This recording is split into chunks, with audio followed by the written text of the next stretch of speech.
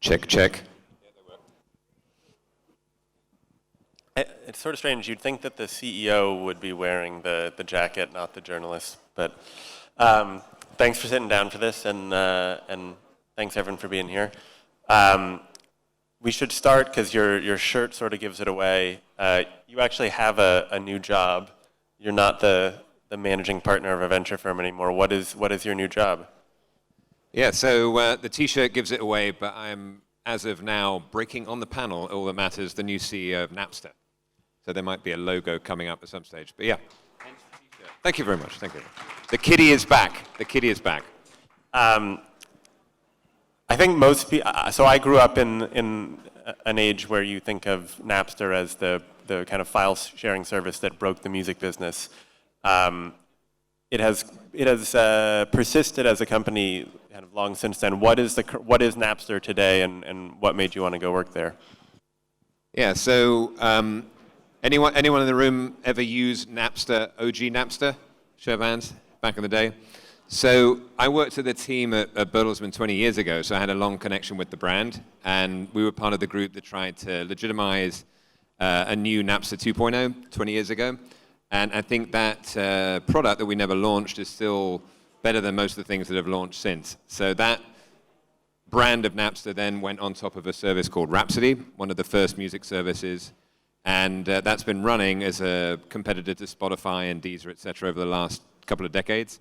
So what drew me to the company, number one, the brand. I think it still has not only a nostalgic, but a pop culture relevancy today. So we had 60, 70 million people connected and using Napster, which now maybe ages 30 to 55, 25, 55.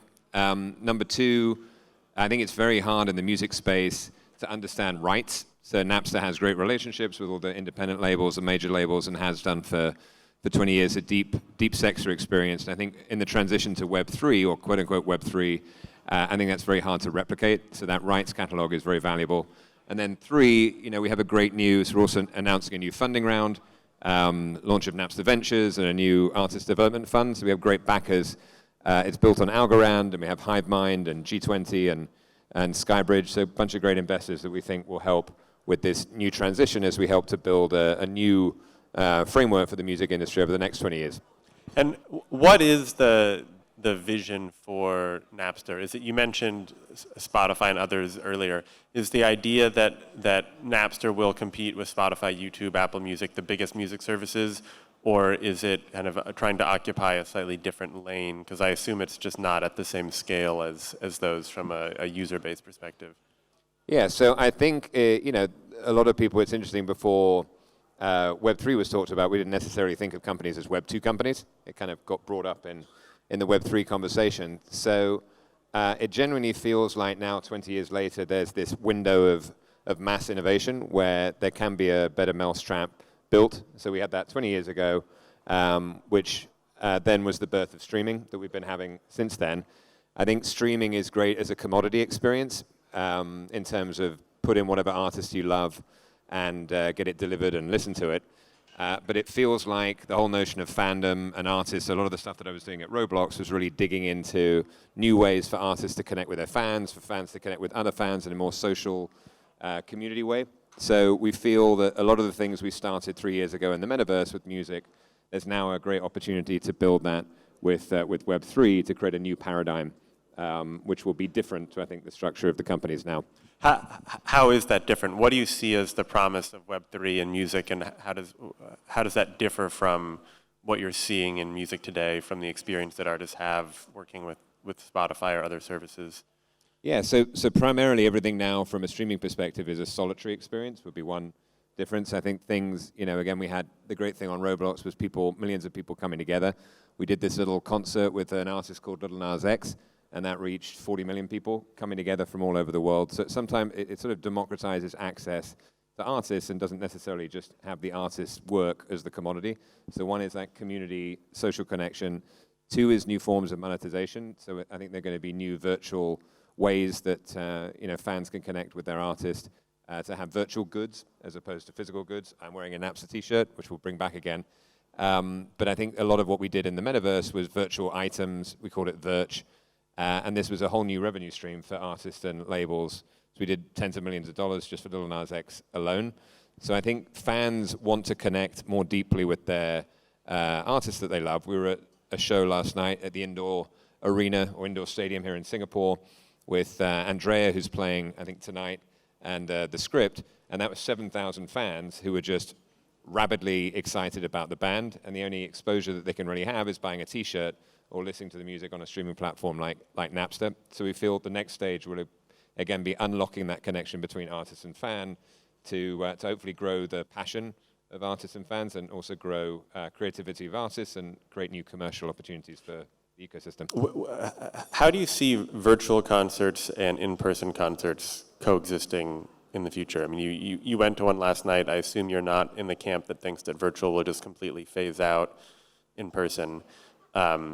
Is it something that an art and the example you brought up with Lil Nas X, that's not something that most artists are able to pull off, right? He is a major global pop star who can kind of develop a relationship with a company like Roblox. Sort of, how do you see those two coexisting, and at what point does it become an experience that your friend's band can just go on and do a virtual concert? Yeah, so I think the great thing about virtual concerts versus physical concerts, again, it's not one or the other, it's kind of both, is that concerts are the most magical thing. My first concert ever was with my big brothers in Wembley Stadium watching Genesis a long time ago, and that will always be my first one. But my kids, they're 10 and 12, their first ever concert was Lil Nas X on Roblox. So I think number one is not everyone has the opportunity to go to a concert. They're quite expensive. They're not necessarily playing where you live. So in the grand scheme of things, it's sort of millions of people who are going to concerts, but there are hundreds of millions or billions of people in the world. So one, it kind of democratizes access for fans who want to have that social interaction with their artist that they can't have or couldn't have otherwise due to geographic or monetary economic limitations. Number two is artists love, if you've ever been to a concert, generally the artist that you're seeing is sort of about an inch high, right, depending on where you're sitting. And from an artist perspective, the audience is black. So if you talk to any artist, they love connecting with their fans and having that interaction and those special moments. So we found a lot of the experiences that you can have virtually would be experiences that you could never even have in the real world. So we did meet and greets with Zara Larsson and KSI, where the fans could kind of be with the artist in a space which they couldn't do in the real world. So that fan-artist connection, I think, is tangible to both fan and artist. And then I think thirdly, the monetization around physical touring is very, well, the monetization and the act of touring is very exhausting for an artist, right? So the Script are going off on an Asia tour and other, even Coldplay was going on. We were talking to them. They're going on a 3-year, even at their level of stardom, going on a 3-year world tour. It's exhausting as an artist. So hopefully with virtual concerts, there will be a interplay where maybe in a physical space, you have a higher cost ticket, but then there's a screen, where the artist is performing. There are mocaps, so they're going out to millions of people here, and they're playing to a high cost, maybe higher ticketed audience here, and they can interact and imagine little avatar faces on the screen. They're in real time, and you can pay more to have your shout out. So I think it's going to be this way that artists can hopefully extend their creative careers where they don't have to be on the road every day for years at a time, cranking it out for tour revenue, which is a great revenue source. So it can kind of increase creativity, increase interactivity with fans, and allow more people to experience the magic of a kind of a live music experience. Although presumably performing live is one of the reasons that a lot of musicians get into it in the first place. Yeah, exactly. But I think, we didn't, so a lot of the events that we did were live to tape. So I think with the new technology coming out over the next couple of years, you will see live. So those notions of last night, again, the Script of performing live to 7,000 people, why can't they also be performing simultaneously to millions of people, on different metaverse platforms virtually, and have interactions where they last night went into the crowd and played in a small group, so those very intimate moments, and then they could meet people backstage and do one-on-one chats. So I think it just extends the opportunity where it's not either or, but it's kind of both and to reach more people and engage with them. Right. Do you see that as something that they would want to do kind of at the end of a tour, maybe, to get to the places they haven't gone before? I only ask because you mentioned Coldplay. Maybe they don't want to go on a 3-year world tour, but they may feel that their fans get cheated out if they only play in 3 cities, right? Instead of visiting all the major cities of Yeah, I think, again, the price of concert tickets has gone through the roof. So I think Coldplay tickets at Wembley were, £500 for an average ticket in the nosebleed seats. So I think there will still be physical. Obviously, I love physical events. I'm just saying maybe they don't have to do as many spots on the tour. Maybe the experience is, there's a great club in London called Coco, run by this guy, Ollie, who's doing a very intimate, they have like 7 venues within the old Camden Palais. So I think there'll be smaller venues where the artist, if you do go and you do pay that high ticket, you can have a very magical, unique experience, and then they can kind of supplement it with, reaching a broader audience. So still live experiences, probably higher ticket price, but you would get more value for it as opposed to being in the nosebleed and then reaching more people virtually. You mentioned earlier, specifically with regard to Web3, sort of the direct connections between artists and fans that are possible that are more difficult on different Web2 scenarios. Have you seen any examples to date that you thought were quite inspirational that could be models for other people? Yeah, I mean, again, referencing back to Roblox, I think the notion of, I launched fan clubs 20 years ago, so a lot of the talk around, I think, NFTs and the modern jargon, Web3 and NFTs and blockchain, I think at the end of the day, it's people connecting with something they're passionate about. And music, we think, has been kind of underinvested in over the last number of years vis-a-vis gaming. So I think last year was 300 million invested in music, Web3, but something like 4 billion in gaming, predicted to be 10 billion this year. So we think music has been a little bit overlooked. So all the experiences that I've seen, where the glass animals and different bands, have just seen the excitement, even working with like Lil Nas X and seeing how excited they were to express themselves, 21 Pilots, when they could tell their music story not in a song of 4 minutes, but in a kind of almost a HBO type show with scripted experiences happening in the background and storylines.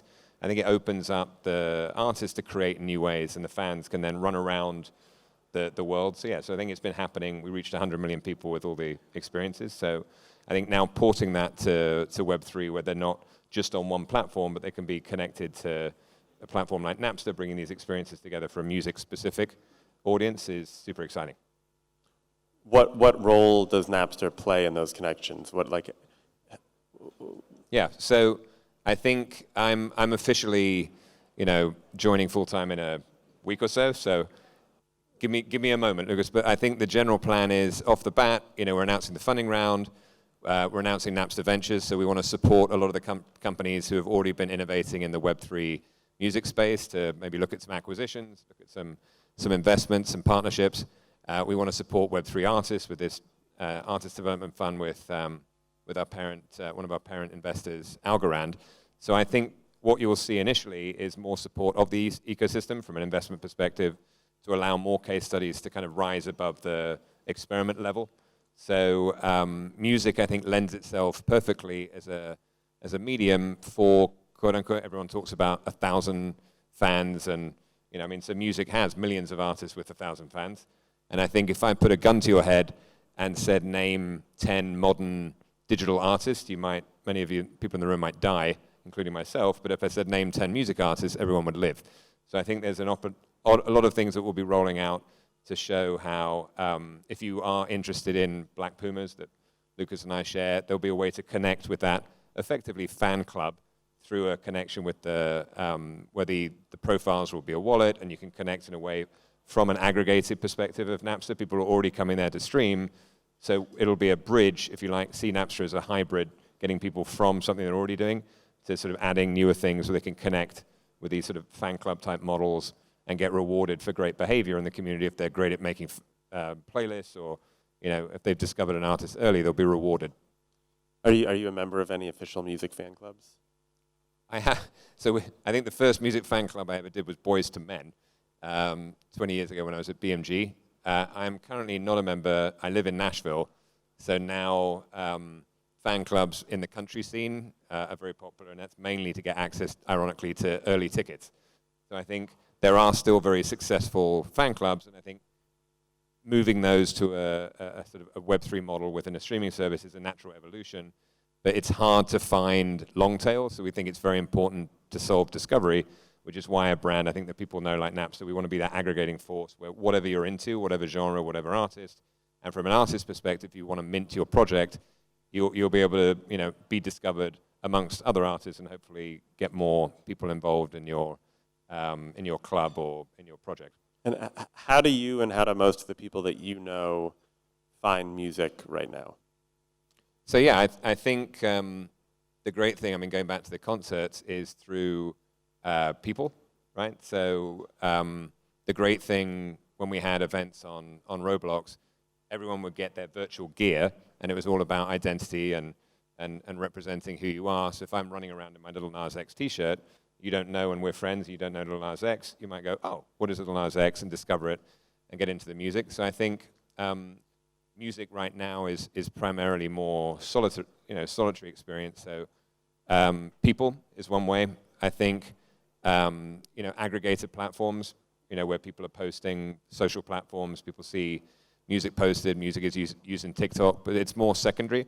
So we want to bring music to be more central, where you can be more deliberate about the clubs that you're joining, the artists that you love.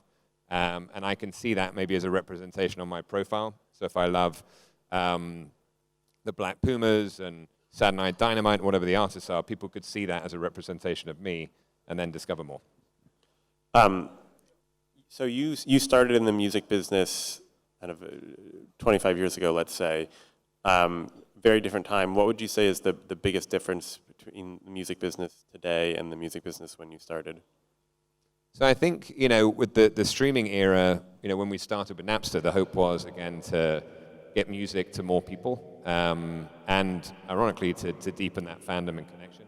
So Napster originally was a community of people. You could chat, you could meet people, and that was, connecting through your fandom and love of music. I think the streaming era, technically, is fantastic because you can stream and find, I think at Napster we have 100 million tracks, right? I don't know anyone who's listened to 100 million tracks, but I think what's been missing is that unfortunately music has gone maybe a little bit more into background and not lean in experience. So hopefully now there's this opportunity with the fan-artist connection to reignite people's passion in the bands and artists that they love, find people that also love what they love, and reignite that excitement and magic that we've all felt, going deep on a band or DJ or artist that they love that's been more, solitary up to now. Right. I guess when you talk about gathering around fandoms, one of the sites that comes to mind for me at least is Tumblr, which I felt like was very much a part of that. It was all about fan communities. There hasn't really been a replacement for that, and not that it's totally gone, but in the current social internet.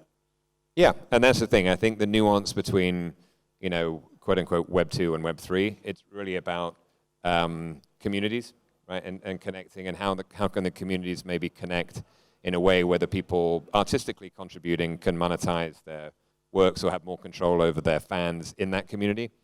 So yeah, I think that there hasn't been a good model, which is all another reason why we think it's a great time for a dedicated music brand who's independent, and private, not chasing kind of public shareholder returns on a quarterly basis like some of the big guys, where they have to diversify their business into audio that has better margins, like audiobooks and podcasts. We're all about music, and we think we want to go deeper into music to, again, create this excitement again that other communities of the past have had that have kind of maybe gone more to the side.